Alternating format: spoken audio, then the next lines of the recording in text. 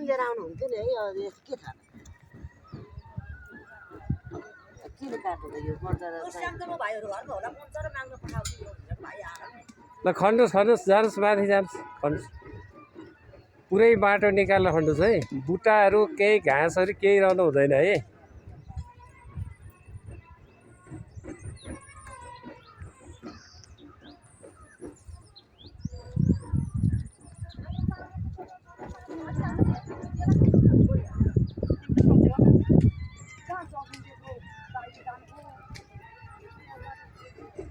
अहिले हामी चौतारा साँचोगढी नगरपालिकाभित्र रहेको यो भगवती सामुदायिक वनमा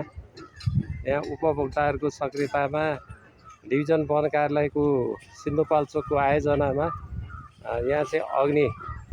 रेखा निर्माण गरिरहेका छौँ र के अरे यो पूर्व अग्नि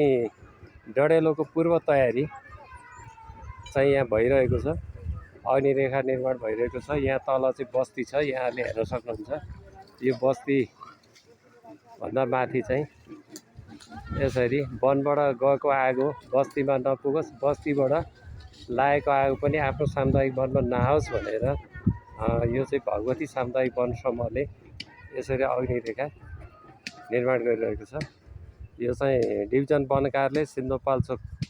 चौताराकै आयोजनामा सब जोन कार्यालय चौताराको समन्वयमै सामुदायिक वन भगवती